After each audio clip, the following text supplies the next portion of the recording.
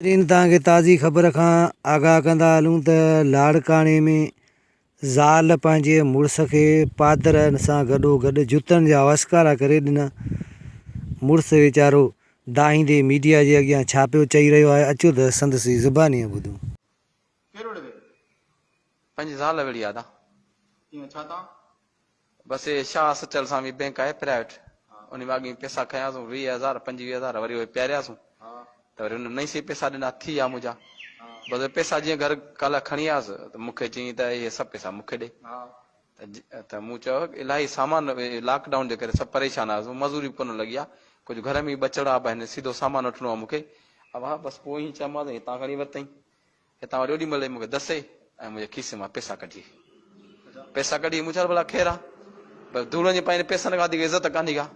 पोइ त मां पोयां बीठो हुउसि, जेका वेहण वारी जॻह आहे न इन ते हीउ ॾिसो न वेलण ॾिसी पियो, ही अलाह वाह शायदि आहे। जीअं पुलिस वारा मैनपुरी जे मोहाली कुटींदा आहिनि न, ईअं मूंखे वेहण वारी जॻह ते कुटियो त दादा मुंहिंजो केरु बो ई वाही कोन्हे को। चङनि ॻोठ हेॾां जूणनि जे ॻोठ जो आहे। हा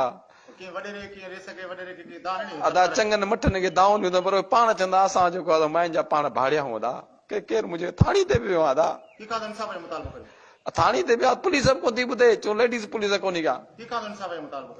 इंसाफ़ जो मुतालबो हींअर कयां कोन थो कयां, उहो बि कयां थो बाद में, पर हींअर जेका मूं ते जेको वेश्याणू तशदुद कयो आहे पंहिंजे घर वारी तरफ़ां, जेको मूंसां ज़ुल्म थियो आहे, आउं वेही कोन थो सघां। जेका मुंहिंजी वेहण वारी जॻह आहे, जे तव्हां ॾिसो त सही न त तव्हां तौबूं कंदा। अॼु जेकॾहिं जेके सगरा शादीशुदा मर्द रहनि था हिन सिंध में, जेकॾहिं उन्हनि सभिनि गॾिजी मूं मज़लूम जो आवाज़ न उथारियो, तव्हां चवंदो ख़ुदा जो कसम आहे मूं वांगुरु तव्हां घर में मोचड़ा खाई खाई मरी वेंदव, तव्हांजी केरु ॿुधंदो कोन। हीउ टाइम अथव, निकिरो ॿाहिरि, रोड रस्ता बंदि कयो, मुजरा